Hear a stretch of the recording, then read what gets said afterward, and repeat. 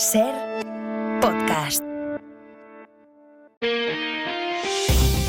Las 8 de Hoy por Hoy en Ser Podcast.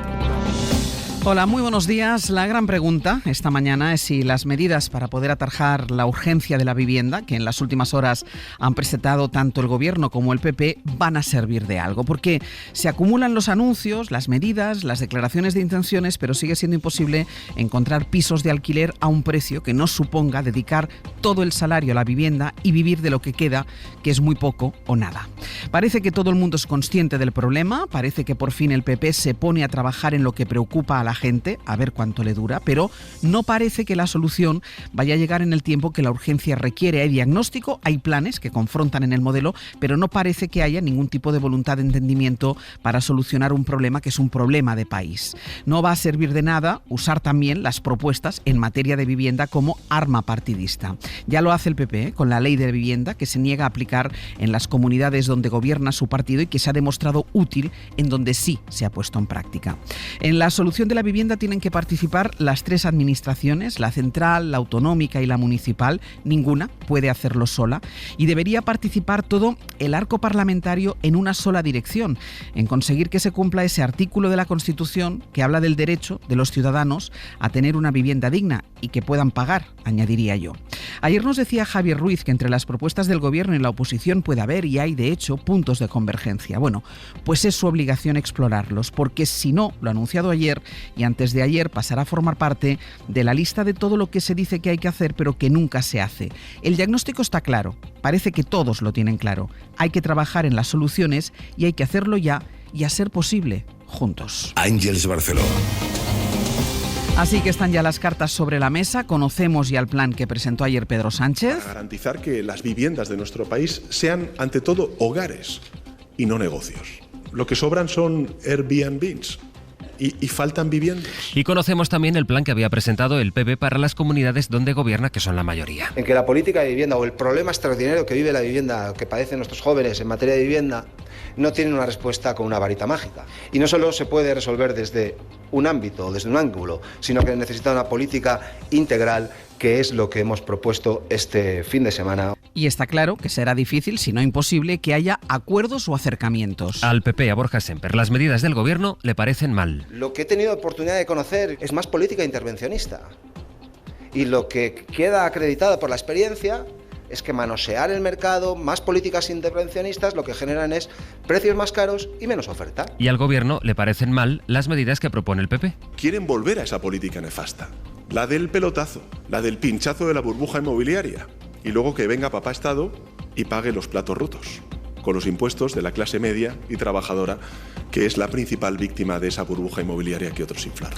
Sastre, buenos días. Buenos días, Barceló.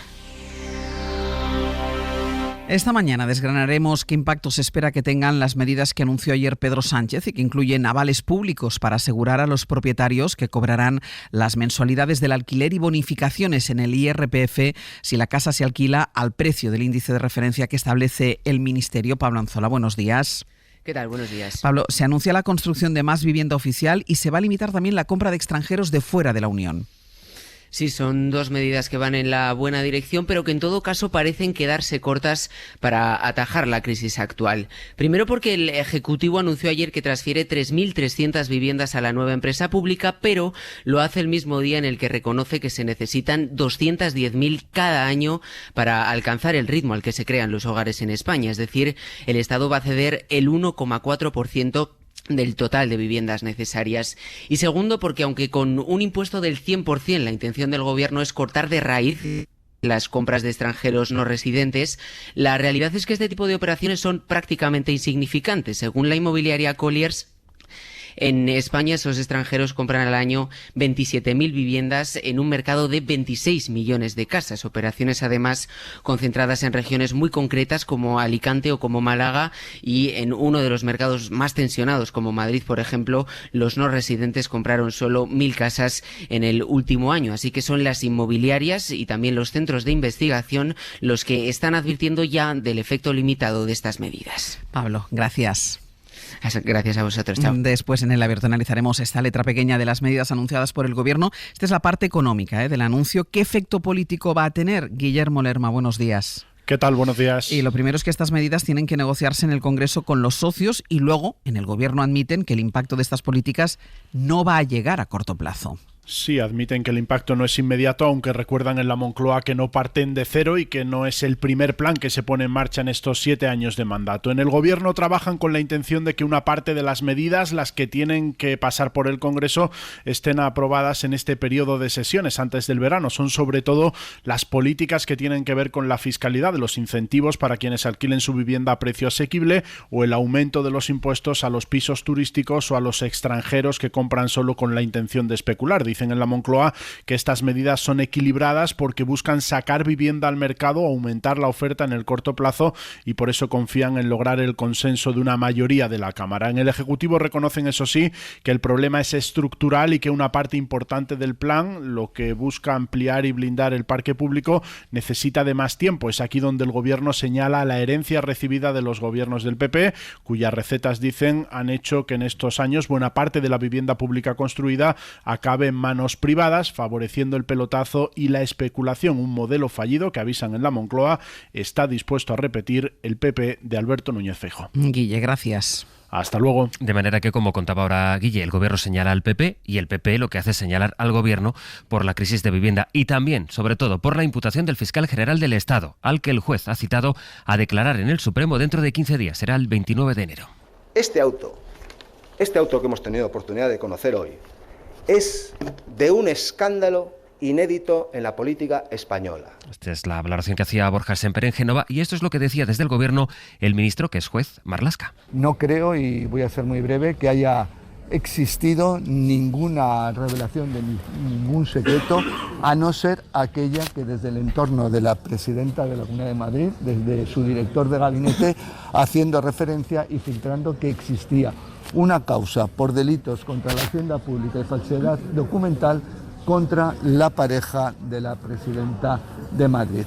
El juez del Supremo mantiene que fue de la Fiscalía de donde salió la filtración, pese a lo que declararon los periodistas que publicaron la información que desmintió el bulo de que era la Fiscalía la que estaba ofreciendo un acuerdo al novio de Ayuso. El juez apunta a que el correo, que recordemos es el correo en el que el abogado reconocía los delitos de fraude fiscal cometidos por el novio de Isabel Díaz Ayuso, bueno, pues que ese correo salió de la Fiscalía hacia Moncloa. La clave aquí es qué va a pasar a partir de ahora. Pedro Jiménez, buenos días. Buenos días, Ángels. El juez asume la tesis de las acusaciones, rechaza en un párrafo el testimonio de los periodistas que declararon con obligación de decir verdad que tenían el correo electrónico del novio de Ayuso reconociendo sus delitos fiscales antes de que el documento llegara al fiscal general. Ángel Hurtado considera que sus palabras no aportan datos objetivos. La filtración, por tanto, salió del Ministerio Público. En concreto, fue un plan concertado con dinámica delictiva entre el fiscal general, la fiscal de Madrid y el segundo de la Secretaría Técnica, que declararán como investigados entre el 29 de enero y el 5 de febrero. ¿Y qué va a pasar? Decías, pues que Moncloa entra ya de lleno en la investigación. Hurtado va más allá de los informes de la UCO y da por probado que el correo cuyo contenido adelantó la SER y que sirvió para desmentir el bulo fabricado por el entorno de Isabel Díaz Ayuso salió de Fiscalía con destino a Moncloa para que se pudiera usar políticamente contra la presidenta regional. El jefe de gabinete de Isabel Díaz Ayuso, Miguel Ángel Rodríguez, tuiteó ayer: ya os dije que el fiscal general y otros muchos amiguitas iban a ir pa'lante. Ahora os digo otra cosa. Van a ir pa' dentro. Te avisé, fiscal.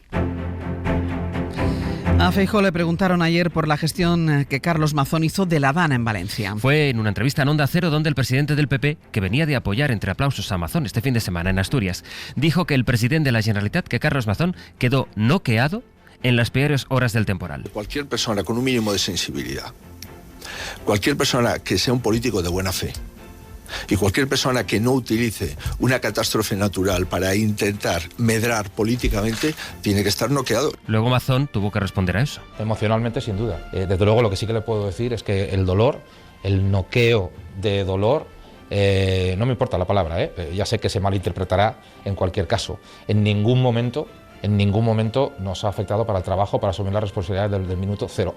Han pasado 2 meses y medio de la Dana. Mazón tardó en dar su versión sobre dónde estuvo y con quién el día del temporal. Ahora, 2 meses y medio después, dice que hizo más de 15 llamadas a partir de las 5 de la tarde de aquel día y que el tono de esas conversaciones fue de total tranquilidad, de lo que culpa a la EMET y a la Confederación del Júcar. Valencia Natalens, bon día. Bon día. Entre las personas con las que habló figuran la exconsellera Salomé Pradas, el presidente de la Diputación de Valencia, el alcalde de Cullera y el director general de Infraestructuras. Mazón afirma que se hicieron con un tono de total tranquilidad hasta que la situación dejó de ser lo que se preveía y se enteró de que las previsiones del Gobierno y el silencio de la Confederación Hidrográfica del Júcar estaban generando apagones informativos sobre los que los técnicos del CECOPI no podían reaccionar. Mazón asegura ahora que no tiene inconveniente en decir con quién habló. La transparencia es buena para todos. Yo, desde luego, no voy a tener ningún problema en eso, ni en trasladar todas las llamadas hechas, recibidas, del entorno de entre 15, 16, 17 llamadas, entre las 5 y las 8, a partir de las 8 otras tantas más. Ningún inconveniente de nada. También aseguraba que habrá total transparencia en cuanto a la factura de su comida en el Ventorro pagada por el PP, que se tramitará en el Tribunal de Cuentas, y pedía el mismo ejercicio de transparencia a la exministra Rivera, que dice estaba en Bruselas de campaña personal. Hoy por hoy noticias. Ser podcast. Bueno, y otra de las cosas que dijo Feijóo por la mañana es que se abría una moción de censura con Junts. Lo que no llegó a negar es que estaría dispuesto a reunirse incluso con Puigdemont si Puigdemont censurase a Sánchez. Eso lo tuvo que aclarar luego el Partido Popular. David Junquera, buenos días. Buenos días. El PP siempre llama 2 veces. Hizo un primer ofrecimiento genérico a finales de noviembre, pero visto que el PNV no está por la labor, ahora Feijóo se dirige directamente a Junts, con el que últimamente están haciendo migas en Congreso y Senado. Dice el líder del PP que si los de Puigdemont quieren elecciones pueden fiarse de él, aunque ha sido tan ambiguo sobre si iría o no a sacarse una foto en Waterloo que su portavoz ha tenido que desterrar cualquier atisbo de sospecha. Feijóo no se va a ver con el señor Puigdemont. No va a viajar a ningún otro país a verse con el señor Puigdemont. ¿Ya está? Borja Semper contundente, saben en Génova que hay que andar con tiento porque tanto el PP catalán como el madrileño miran con lupa cualquier acercamiento a Junts, mientras Vox aprieta y pide presentar la moción ya y que luego se sume quien quiera. No es el plan de Feijóo, que pretende seguir desestabilizando al gobierno utilizando para ello la carta Puigdemont. Así se presenta el martes, que vuelve a ser de frío y de heladas y con temperaturas que llegan a ser en el interior de 10 u 11 grados bajo cero, Jordi.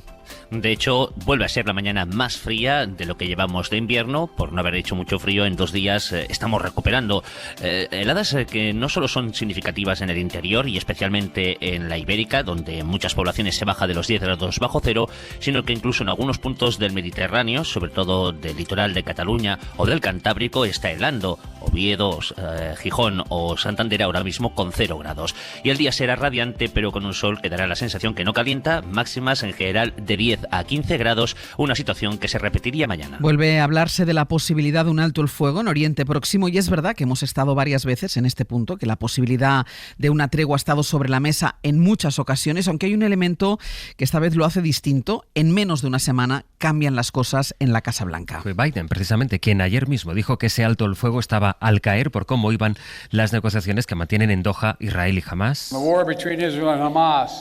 Y desde anoche la prensa de Israel está informando de que si no se tuercen las cosas, ese acuerdo puede llegar incluso hoy mismo. Nicolás Castellano, buenos días. ¿Qué tal? Buenos días, Ángeles. Hay movimientos, aunque conviene ser cauto después de una invasión que se alarga ya más de un año y que ha dejado más de 47.000 muertos. Sí, se espera que este martes sea decisivo en Qatar. Hamás entregó casi a medianoche su respuesta al último borrador de acuerdo y según fuentes del grupo islamista hay avances en todos los sentidos. Se desarrollaría este plan en 3 fases. Supondría el primer alto el fuego desde la única tregua de noviembre del 23, desde la que Israel intensificó las matanzas de la población gazatí.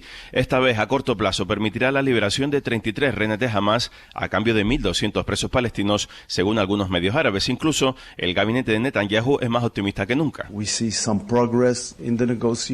El ministro de Exteriores reconoce también progresos, espera que se libere a los rehenes del 7 de octubre y agradece especialmente la mediación de los Estados Unidos. La incógnita ahora es si este acuerdo se anunciará antes o justo después de que vuelva Donald Trump a la Casa Blanca. Un Trump Trump, que está presionando a Netanyahu para que firme ya lo antes posible, según varios analistas de Tel Aviv. Nico, gracias. Hasta luego. Y lo más reciente de la crónica del mundo nos lleva a Estados Unidos porque acaba de publicarse el informe del fiscal que estaba investigando a Donald Trump por tratar de impedir la llegada de Biden a la Casa Blanca. Es el fiscal que retiró los cargos después de que Trump ganara las elecciones y dice en su informe que si eso no hubiera ocurrido, si no hubiese tenido que retirar su acusación, Trump había sido juzgado y condenado. Bayo. Las pruebas recabadas serán suficientes para obtener y sostener una condena ante un tribunal. Es lo que asegura el fiscal especial Jack Smith en ese informe de 137 páginas que los abogados de Donald Trump llevaban días tratando de silenciar. Jack Smith is the ultimate parade general. Acusando al fiscal de buscar protagonismo para enturbiar la investidura del presidente electo. Recordemos que Smith presentó el pasado viernes su renuncia tras haberse visto obligado en noviembre a retirar todos los cargos contra Trump. Eso sí, antes de esa salida forzada, el fiscal dejó entregado al Departamento de Justicia este informe que acabamos de conocer y que supone una reprimenda extraordinaria para un presidente electo que regresará el lunes al despacho Oval con el dudoso honor de ser el primer inquilino de la Casa Blanca con una condena judicial firme a sus espaldas. Hoy por hoy noticias. Ser Podcast. Se lo hemos contado a las 7:30. La policía ha detenido en un pueblo cercano a Valladolid a un hombre que presuntamente ha matado a la pareja de su exmujer. Se habría presentado en la casa donde vivía la pareja a las 3 de esta madrugada en el municipio de Viana de Cega y ha apuñalado varias veces a este hombre que estaba conviviendo con su exmujer. La mujer ha resultado, por cierto, herida al intentar evitar el forcejeo. Las lluvias de las últimas semanas han mejorado las reservas de agua, pero según los últimos datos, la mitad sur no ha logrado superar aún la sequía y el 6% del país sigue en situación de emergencia. Javier Gregorí. Por falta de agua, 14 comarcas siguen en situación de emergencia ahora mismo en nuestro país. Y estas zonas están situadas en la costa de Almería, Málaga, Murcia, Alicante y cuencas internas de Andalucía. En total, un 6% de la superficie peninsular está ahora en el escenario de emergencia y otro 14,5% en preemergencia, según el informe que acaba de publicar AEOPAS, la Asociación Española de Operadores Públicos de Abastecimiento. Luis Baviano, el responsable de AEOPAS, pide al Gobierno la adopción urgente de medidas como la reparación de las fugas. Que tenemos que estar alerta, tener mecanismos para mantener medidas preventivas y apostar por una gestión activa. Además, 32 comarcas están ahora mismo también en el nivel de alerta y otras 21 en prealerta. La única buena noticia es que de las 222 comarcas de España clasificadas como UTE, unidades territoriales de escasez, más de la mitad, ahora mismo 127, se encuentran en una situación de normalidad. En el Congreso, la Comisión del Diputado va a cerrar hoy sus conclusiones sobre el suplicatorio que ha pedido el Supremo para juzgar a Ábalos, que va a salir adelante, y el músico Nacho Cano declaró ayer ante el juez en la causa contra él por la supuesta contratación de falsos becarios a los que traía del extranjero. Él dice que la culpa de esto la tiene directamente Pedro Sánchez. Y tengo un mensaje para Pedro Sánchez. Tú vas a por mí, pero yo no voy a caer porque yo no merezco caer. Porque yo llevo 45 años dando puestos de trabajo, haciendo música para el mundo, llevando espectáculos en castellano al mundo entero, y yo no merezco caer. Y en 10 minutos el abierto. Pues con Berna González Harbour, Ignasi Guardans y Carlos Navarro Antolín. Para no perderte ningún episodio, síguenos en la aplicación o la web de la SER, Podium Podcast o tu plataforma de audio favorita.